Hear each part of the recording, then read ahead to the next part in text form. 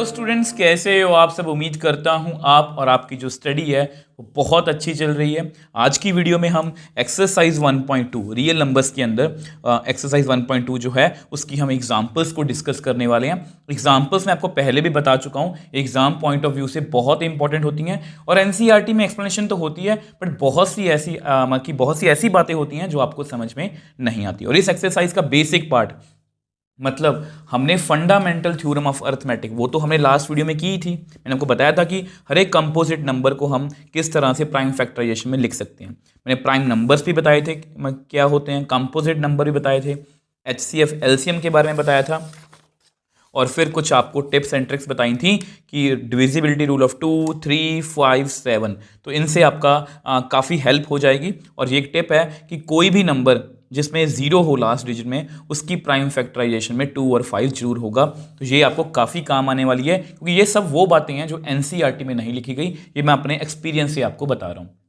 और आपको एक और बात बतानी है कि जितनी भी एग्जाम्पल्स हम आज करेंगे या जितने भी हम क्वेश्चंस आगे भी करेंगे, सबकी आपको टाइम स्टैम्प मिल जाएगी। मतलब आप डिस्क्रिप्शन बॉक्स में जाओगे, आपको कोई भी जो एग्जाम्पल देखनी है, उस मान लो आपको एग्जाम्पल नंबर 7 देखनी है, बाकी एग्जाम्पल्स आपको नहीं देखनी, तो एग्जाम्पल 7 के सामने टाइम लिखा होगा, वहाँ पर क्लिक करना, आप डायरेक्टली उस एग्जाम्पल पर पहुँच जाओगे। और इन सभी वीडियोस के लिंक आपको नीचे डिस्क्रिप्शन बॉक्स में एक प्लेलिस्ट मिल जाएगी, वहाँ पर जाके आप चेकआउट कर सकते हो। तो एक अच्छे मन से, एक पॉजिटिव मन से आज की वीडियो को शुरू करते हैं। तो हमारी आज की वीडियो की फर्स्ट एग्जाम्पल की बात करते हैं, एग्जाम्पल नंबर 5।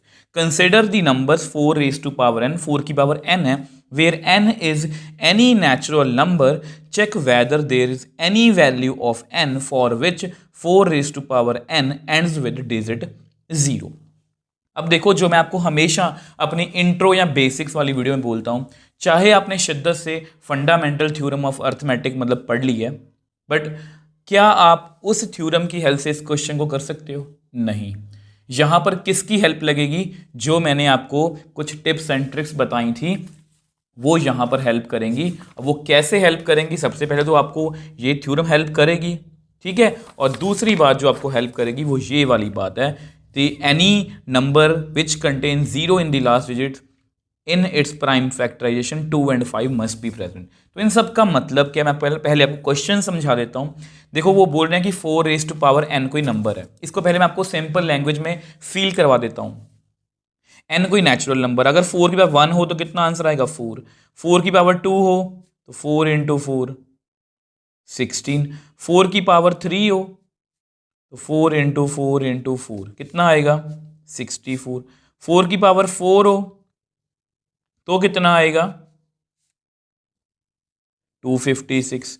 4 की पावर 5 ऊपर लास्ट करते हैं ये, तो यहां पर आएगा 1024। तो अगर आपने गौर किया हो कि यहां पर देखो, यहां पर ये पूछ रहे हैं कि 4 की पावर n कोई नंबर है, n कोई भी नेचुरल नंबर हो सकता है, क्या there is any value of n for which 4n, जो भी इसका आंसर है, एंड विद डिजिट 0, मतलब इसके एंड में 0 आ रहा है। वैसे आप खुद मतलब कि समझदार हो, 4 को जितनी बार मर्जी मल्टीप्लाई कर लेना, पहले 4 आया फिर 6 आया, 6 के बाद 4 फिर 6 फिर 4 अब फिर 6 आएगा। आप चेक करके देख लेना, हमेशा 6 4 6 4 6 4 ही आता जाएगा। अब ये तो बात हो गई कि क्वेश्चन हमें मतलब कि समझ में आ गया कि किसी भी पावर के लिए, n की किसी वैल्यू के लिए इसका आंसर कभी भी, इसका लास्ट डिजिट कभी भी 0 नहीं आएगा। बट इसको पेपर में लिखेंगे कैसे? क्योंकि लिखना भी तो आना चाहिए ना हमें। तो देखो, अब यहां पर हमारी दो चीजें हमें काम करेंगी। तो सबसे पहले वो लिखते हैं, let 4 raise to power n, ठीक है। अब आपको पता है, अगर इसकी मैं प्राइम फैक्टराइजेशन करूं, इसकी मैं अगर प्राइम फैक्टराइजेशन करूं तो ये कुछ ऐसी होगी। मतलब सबसे पहले 2 से डिवाइड होगा, 2 2 4, और ठीक है, यो यानी कि मैंने 4 रेज टू पावर n को ना मैं इस तरह से लिख सकता हूं, 2 × 2 whole raise to power n। Okay, n तो मुझे पता नहीं है, n 1 भी हो सकता है, 2 भी हो सकता है, 3 भी हो सकता है, 4 भी हो सकता है। उस अकॉर्डिंग हम अपना आंसर जो है करेंगे। अब आपको पता है कि हमारी जो देखो, दो चीज़ें यहाँ पर समझने वाली हैं। देखो, मैंने आपको बताया था, any number which contain 0 in last digit then its prime factorization must contain 2 and 5। इसका मतलब क्या है? वैसे मैंने आपको बेसिक में समझाया भी था। आप कोई वैसे ही नंबर उठा लो, 4 की प्राइम फैक्टराइजेशन आपके सामने है। अगर मुझे 40 की लिखनी हो, अगर मैं 40 की लिखूंगा तो यहाँ पर 20, 10 या 5 ऐसे 2 और 5 आ गए ना, ठीक है। अगर आप 30 की लिखो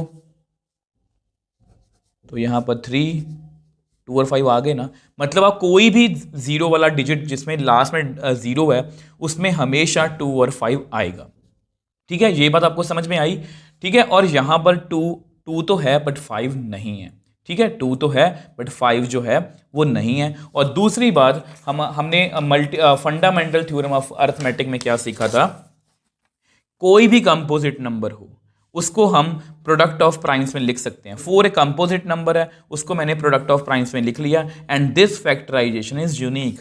ये यूनिक है, ऐसा नहीं है कि मैं 4 को किसी भी और तरीके से लिख सकता हूं। मतलब यहां पर 5 का तो कोई रास्ता नहीं है। मैं आपको थोड़ा सा लिख के दिखा देता हूं। अब देखो, ये जस्ट मैंने आपके नोट्स के लिए लिखा है। देखो, ये आप ब्लैक वाला जो है पोर्शन ये लिख सकते हो, ये ग्रीन वाला आपको समझाने के लिए। Since we know any number ends with 0 must contain 2 and 5 in its prime factorization. तो ये आपको पता है कि अगर कोई नंबर 0 से एंड हो रहा है तो उसमें 2 और 5 होंगे। ये मैंने करके दिखाया है, 10 में 2 और 5 हैं, ठीक है। तो आपको पता है सिंस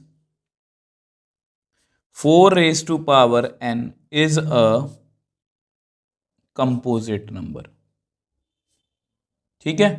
ये एक कंपोजिट नंबर है and its prime factorization is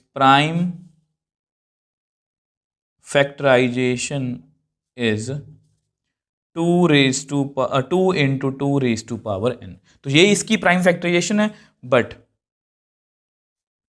according to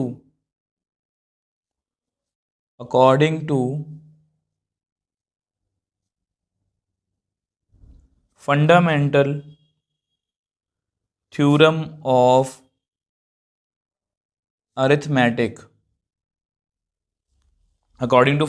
theorem of arithmetic, this factorization is unique. अब ये यूनिक है, मतलब इस जैसा हम और कोई भी फैक्टराइजेशन नहीं लिख सकते। And 5 is missing hair. और अगर यहां पर 5 मिसिंग है, मतलब यहां पर ऐसा कोई भी n नहीं है जहां से उसका जो नंबर है वो एंड विद 0 होगा। मैं जस्ट आपको लिख के दिखा देता हूं। तो अब देखो, मैंने वही लिख के दिखाया कि इसकी 4 raised to power n कभी भी 0 पे एंड नहीं होगा। तो देखो, दोबारा से समझा देता हूं एक बार। देखो, सबसे पहले मैं आपको यही समझा दिया था कि 4 की जितनी मर्जी पावर्स कर लो, उसका आंसर हमेशा इसी तरह से आएगा। 16 पहले लास्ट में 4 ही आएगा। 4 आप चेक कर लो, 4 6 24, मेरे पीछे 4 है, 4 4 16, 6 है पीछे। इसको 4 से करोगे तो 4 आएगा, 4 से करोगे तो 6 आएगा, मतलब ऐसा चलता जाएगा। क्वेश्चन में पहले से क्लियर था, ये मैंने जस्ट आपको लिखने का तरीका बताया, क्योंकि पेपर में क्वेश्चन और भी तरीके से पूछा जा सकता है। तो अगर इसकी प्राइम फैक्टराइजेशन ये है और ये कंपोजिट नंबर है, तो इसकी फैक्टराइजेशन जो है वो यूनिक है। ये हमने फंडामेंटल थ्योरम ऑफ अरिथमेटिक में सीखा है कि ये फैक्टराइजेशन यूनिक है, मतलब 4 को हम इसी तरीके से लिख सकते हैं। और अगर पीछे 0 आना होता तो उसमें 2 और 5 होने चाहिए थे। यहाँ पर 2 तो है बट 5 इज मिसिंग, तो इसका मतलब किसी भी पावर के लिए इसका आंसर जो है वो 0, मतलब इसके लास्ट डिजिट में 0 नहीं आ सकता। अब देखो, नेक्स्ट एग्जांपल की 6 की बात करते हैं। बहुत इजी एग्जांपल है। Find LCM and HCF of 6 and 20 by prime factorization method. यहाँ पर ये इंपॉर्टेंट है क्योंकि आपको पता है हमने एक्सरसाइज 1.1 में एचसीएफ जो है वो इस तरह से भी सीखा था, यूक्लिड डिवीजन लेमा से। तो इसको हम ऐसे करते थे, 6 3 18, यहाँ पर 2 बच गया, 6 बन, यहाँ पर मगर ये जो डिवाइजर डिविडेंड बन जाता है, 2 3 6, तो इसने 0 किया है तो 2 इसका एचसीएफ है। तो एचसीएफ हम यहाँ से ऐसे निकाल सकते हैं, बट पेपर में लिखा गया हो अगर कि प्राइम फैक्टराइजेशन मेथड से करना है तो हम इसको प्राइम फैक्टराइजेशन से ही करेंगे, क्योंकि यहाँ पर हमें एलसीएम भी निकालना है। एलसीएम और एचसीएफ के बारे में आपको बहुत अच्छे से क्लियर है। तो सबसे पहले देखो 6 लिखते हैं, ठीक है। अब आपको पता है कि प्राइम फैक्टर, देखो प्राइम नंबर्स हमारे कौन कौन से हैं। सबसे पहले 2, फिर 3, फिर 5 7, ये आपको याद होने चाहिए, ठीक है। इसकी ट्रिक भी मैं बहुत जल्दी अपलोड करने वाला हूँ। तो 2 3 6, ठीक है। तो ये तो बहुत ईजी है। अब 3 तो एक प्राइम नंबर है, तो 3 1 3, तो ये तो हमने कर लिया। अब इसके बाद 20, 20 को भी करते हैं।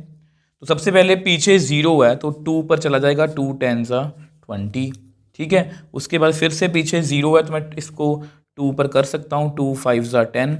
अब देखो पिछले क्वेश्चन का आंसर आपको मिल गया होगा, पीछे 0 है तो इसमें 2 और 5 दोनों आ गए, तो ये जरूरी है, ठीक है। तो ऐसा करते हैं, आप देखो मैं तो बहुत सिंपल सा चलने वाला हूँ। आपको पता है कि 6 को मैंने क्या लिखा है।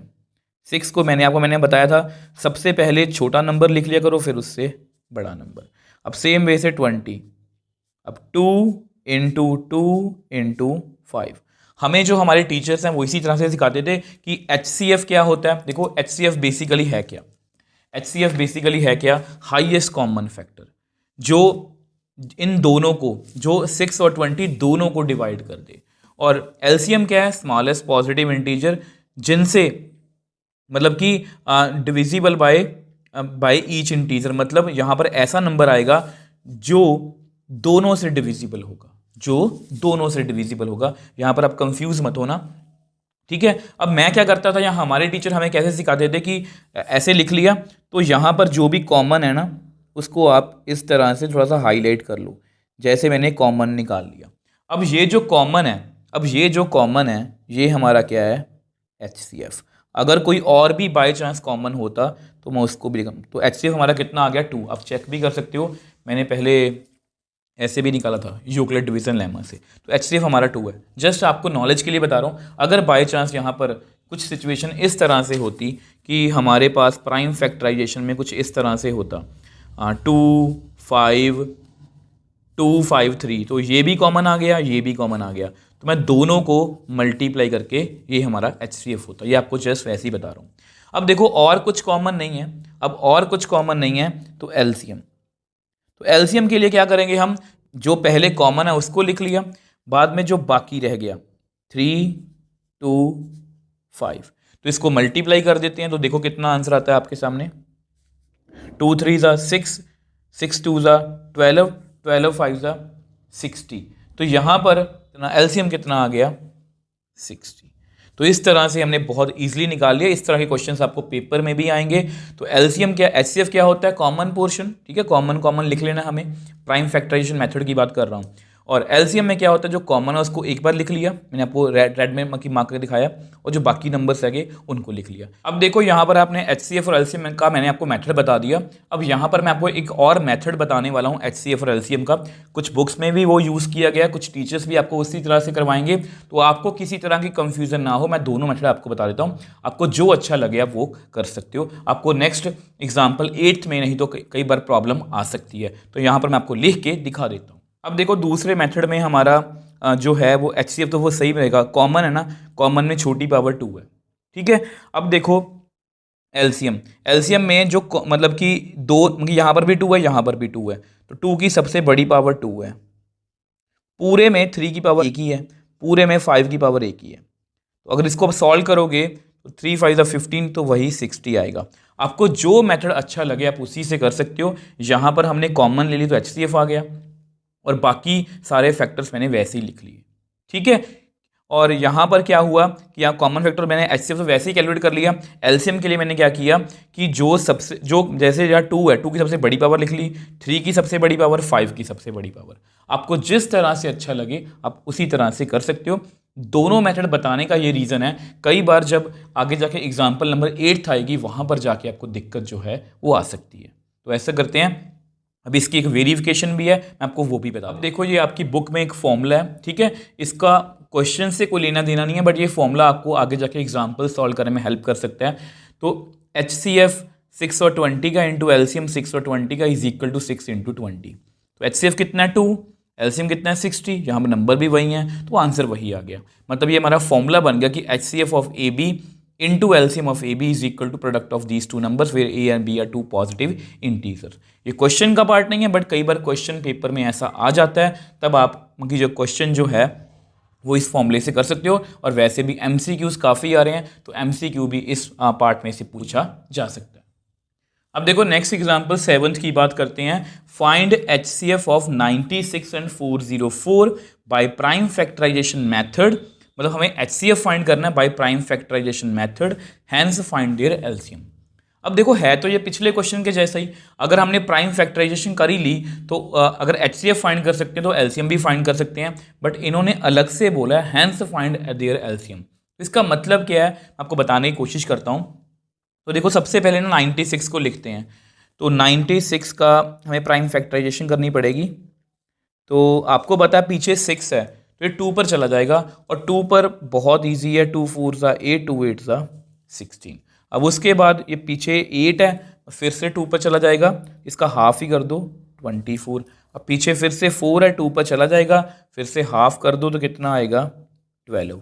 अब फिर से अगर इसका हम हाफ करेंगे तो कितना आएगा 6, फिर से 2 पर चला जाएगा, इसका हाफ करेंगे तो कितना आएगा 3। अब फिर से अब ये 3 है तो 3 जो है अपने टेबल पर ही चला जाएगा, तो 3 1 ज़ा 3। तो इस तरह से इसकी प्राइम फैक्टराइजेशन मैंने कर ली। अब 404 की बात करते हैं, ठीक है। तो आपको पता है पीछे 4 है तो इसकी प्राइम फैक्टराइजेशन कुछ बच्चे गलत लिखते हैं, तो ध्यान से करना है। 404 है तो 2 2 ज़ा 4 0 0, इस तरह से करनी है। यहाँ 4 आया 2 2 ज़ा 4, ठीक है। तो कितना आएगा 202। अब फिर से पीछे 2 है तो इसको डिवाइड कर सकते हैं, तो कितना आएगा 101। अब देखो हमारे पास कितना नंबर आया 101। अब वैसे आपको पहले बताया था, ये आपको याद होना चाहिए, 101 एक खुद एक प्राइम नंबर है, तो ये 101 पे डिवाइड हो जाएगा। तो हम ऐसा करते हैं, इनकी प्राइम फैक्टराइजेशन लिखते हैं। 96 को मैंने क्या लिखा है 2 इंटू 2 इंटू 2 3 बार, 4 बार, 5 बार इंटू 3। और 404 को मैंने क्या लिखा है 2 इंटू 2 इंटू 101। तो अगर हम फिर से कॉमन देखें तो कॉमन मेरे पास कितना आ रहा है, ये वाला पोर्शन, ये दोनों क्या है कॉमन है, और कुछ भी कॉमन नहीं है। तो देयरफॉर हमारा HCF कितना आ गया 2 इंटू 2, ठीक है। तो ऐसा कुछ भी नहीं है कि कुछ पावर्स याद रखने, कुछ भी नहीं करना, आपने जस्ट कॉमन देखना है और आपका ये HCF आ गया। अब देखो इसकी बात करते हैं। अब चाहूँ तो मैं यहाँ पर LCM भी लिख सकता हूँ। 4 को मैं इन सब से जो भी हमारे बाकी नंबर्स है 2 इंटू 2 इंटू 2 इंटू 3 इंटू 101 और उसको 4 से मल्टीप्लाई कर दो तो हमारा LCM आ जाएगा। बट उन्होंने कहा है, देखो अलग से बोला है, इसको प्राइम फैक्टराइजेशन से करो, हैंस फाइंड देयर LCM। अब आपको पता है कि हमारा फॉर्मूला क्या हमने सीखा है आज ही, HCF of AB into LCM of AB is equal to A into B। अब इस फॉर्मूले में भी एक कैच है, वो आपको नेक्स्ट एग्जाम्पल में पता लगेगा, तो मैं यहाँ पर जो फॉर्मूला है वो लिख देता हूँ। अब देखो ये आपका फॉर्मूला, ठीक है। LCM कितना है, LCM तो हमें निकालना है, तो LCM हमें निकालना है 96 और 404 का। अब HCF चलो एक बार फॉर्मूला लिख देता हूँ मैं, 96 इंटू 404, 96 इंटू 404। अब LCM हमें निकालना है, HCF कितना है आपका 4 इज इक्वल टू 96 इंटू 404। तो LCM कितना आएगा, तो कहानी वही है इसकी भी, 96 इंटू 404 डिवाइड बाय 4। अब इसको कट कर देते हैं तो ये आपको पता कट हो जाएगा 101 पे, 4 1 ज़ा 4 0 4 1 ज़ा 4। अब 96 को अगर हम 101 से मल्टीप्लाई करेंगे तो मेरे पास इन दोनों का LCM कितना आएगा 96 96। तो ये हमारा क्या है LCM। सेम वे से यहाँ पर हमने HCF भी कैलकुलेट किया था, तो इस तरह से हमने कर लिया। आप इसको क्रॉस चेक भी कर सकते हो, 2 2 ज़ा 4 2 ज़ा 8 8 3 ज़ा 24 24 को 4 से करेंगे, 96 को 101 से करेंगे तो वही सिचुएशन आ जाएगी। तो किसी भी मेथड से आप कर सकते हो, बट अगर उन्होंने बताया हमें कि इसी मेथड से करना है तो इसलिए मैंने आपको करके दिखाया। अब इस मेथड का एक ड्रॉबैक भी है, मैं आपको आगे जाके बताऊंगा। अब देखो इस एक्सरसाइज की लास्ट एग्जाम्पल की बात करते हैं, example number 8। Find HCF and LCM of 6 72 and 120 using prime factorization method. तो मैं प्राइम फैक्टराइजेशन का मेथड का यूज़ करना है, और यहाँ पर 3 नंबर्स हैं, पहली बार हमारे पास 3 नंबर्स आए हैं। और यहाँ पर मैं आपको एक बात बताने वाला हूँ, वो मैं क्वेश्चन के लास्ट में बताऊँगा। तो सबसे पहले देखो 6 लिखते हैं, ठीक है। अब आपको पता है 6 की प्राइम फैक्टराइजेशन करनी है, तो मुझे उसका पहले से ही पता है कि सबसे पहले 2 पर चला जाएगा, 2 3 ज़ा 6, 3 1 ज़ा 3, तो इसकी प्राइम फैक्टराइजेशन हो गई है। अब इसके बाद 72 की बात करते हैं। अब देखो 72 है, ठीक है, तो पीछे 2 है तो इसको मैं 2 से डिवाइड कर सकता हूँ, और 2 से डिवाइड करना बहुत ईजी है, जस्ट नंबर का हाफ कर दो, कितना आएगा 36। पीछे 6 है तो फिर से हाफ कर दो तो 18, फिर से 8 है हाफ कर दो 9। अब आपको पता है कि ये 2 पर डिविजिबल नहीं है, बट मुझे पता है ये 3 पर डिविजिबल है, 3 3 ज़ा 9, और लास्ट रह गया तो इसको किस पे डिवाइड करेंगे, मतलब 3 1 ज़ा 3, तो ये भी कर लिया। अब है 120। अब कुछ वैसी बातें बता रहा हूँ, आपको पता है यहाँ पर 0 है ना, देखना 2 और 5 दोनों आएंगे, तो 0 है तो इसको मैं 2 पर कर सकता हूँ, ये 120 का हाफ होगा 60, ठीक है। फिर से पीछे 0 है, इसको मैं 2 पर कर सकता हूँ, वैसे 5 पर भी हो सकता है, तो वो मैंने आपको बताया ही था कि प्राइम फैक्टराइजेशन आप जिस तरह से मर्जी कर सकते हो सकता है किसी बच्चे ने इसको 5 से स्टार्ट किया हो, बट कोई भी फर्क नहीं पड़ता, सेम आंसर ही आएगा। तो नंबर 30 फिर से करते हैं, ठीक है, तो फिर से करेंगे तो कितना आएगा 15। इसको 3 पर हम कर सकते हैं, वैसे 3 5 ज़ा 15। अब देख लो आपके सामने है, 5 हमारा जो है वो आ चुका है, तो 5 1 ज़ा 5। तो इस तरह से हमने इसकी प्राइम फैक्टराइजेशन कर ली। 6 को मैंने लिखा है 2 इंटू 3। अब 72 को मैंने लिखा है 2 इंटू 2 इंटू 2 इंटू 3 इंटू 3, ठीक है। अब लास्ट में रह गया हमारा 120, 2 इंटू 2 इंटू 2 इंटू 3 इंटू 5। तो अब पहले हम दो मतलब कि नंबर्स में कॉमन पोर्शन चेक करते थे, अब की बार हम क्या करेंगे, अब की बार जो है वो हम 3 नंबर्स में कॉमन नंबर चेक करेंगे। तो यहाँ पर देखो 1 2 मतलब ये तीनों कॉमन है, ठीक है। अब यहाँ पर ये और ये कॉमन है, और इसमें कुछ भी कॉमन नहीं है, तो हमारा HCF कितना आ गया, HCF कितना आ गया, 2 कॉमन है और 3 कॉमन है, इनको मल्टीप्लाई कर देंगे, मैंने आपको पहले भी बताया था, तो कितना आ गया हमारे पास 6। अब देखो HCF तो आप हमेशा इसी तरह से कैलकुलेट करोगे, मैंने आपको 6 एग्जाम्पल में भी बताया था। LCM जो है वो वहाँ पर 2 नंबर्स के बीच में था, तो वो बहुत मतलब कि मैंने आपको दोनों मेथड बताए थे, यहाँ पर भी दोनों मेथड आपको बताने की कोशिश करूँगा। सबसे पहले देखो ये तो मतलब यहाँ पर आपने अपना क्या करना है, अपना HCF लिख लेना है, मतलब 6, ठीक है। उसके बाद आपने क्या करना है, जैसे जो बाकी कॉमन रह गए, अब ये भी 2 कॉमन है, ठीक है, ये दोनों भी कॉमन है, तो इसमें से एक लिख लो, ये 2 भी कॉमन है, इसमें से एक लिख लो। अब ये कॉमन नहीं है तो 3 अकेले को लिख लो, ये भी कॉमन लगी, इसी में कॉमन नहीं है, इसको भी अकेले में लिख लो। मतलब जो अकेले हैं वो तो लिख ही लेने हैं, जो 2 में भी कॉमन है उनको भी एक बार ही लिखना है। तो ये अगर आप इनको मल्टीप्लाई करोगे तो कितना आएगा, तो 5 3 ज़ा 15, 15 2 ज़ा 30, 30 2 ज़ा 60, 66 ज़ा 360। तो एलसीएम इस तरह से भी कैलकुलेट कर सकते हो। मैं आपको दूसरा मेथड भी बता देता हूँ। अब देखो ये दूसरा मेथड है, मैं आपको वैसे ही आपकी नॉलेज के लिए बता रहा हूँ। HCF तो हमेशा वही है कि ये 2 कॉमन है, यहाँ पर ये 3 कॉमन है, ठीक है। ये पावर्स मैंने एलसीएम के लिखे, कुछ बच्चों को ये मेथड ज़्यादा अच्छा लगता है। तो यहाँ पर 2 मतलब कि जो है 2 की सबसे बड़ी पावर कौन सी है, 3। यहाँ पर 3 की सबसे बड़ी पावर कौन सी है, 2। 5 कुछ है ही नहीं, मतलब 5 अकेला आएगा। तो अगर आप इसको सॉल्व करोगे तो ये आएगा 8, ये 9, तो कितना आ गया 360। तो यहाँ पर भी हमारा एलसीएम कितना आ गया 360। आपको जो मेथड अच्छा लगे आप उसी मेथड से कर सकते हो। अब यहाँ पर ना आपकी एनसीईआरटी में एक बात लिखी गई है, मैं आपको वो भी करके दिखा देता हूँ। अब देखो यहाँ पर मैंने जो भी आपको बताया ये क्वेश्चन का पार्ट नहीं है, तो आपको पता हमने आज ही एक 7th एग्जाम्पल में फॉर्मूला पढ़ा था, HCF into LCM is equal to जितने भी नंबर्स हैं। तो यहाँ पर 3 नंबर है, तीनों को मल्टीप्लाई कर दिया, तो यहाँ पर अगर मल्टीप्लाई करेंगे तो कितना आएगा 51840, और HCF कितना है 6, एलसीएम कितना 360। तो ये आपस में इक्वल नहीं है, और अगर ये आपस में इक्वल नहीं है मतलब विच इज़ कॉन्ट्राडिक्शन, मतलब ये वाला जो फॉर्मूला हमने लिखा था ये सिर्फ और सिर्फ, तो मैंने लिख भी दिया, this formula is not applicable for 3 positive integer, ये सिर्फ और सिर्फ 2 पॉजिटिव इंटीजर्स के लिए ही एप्लीकेबल है।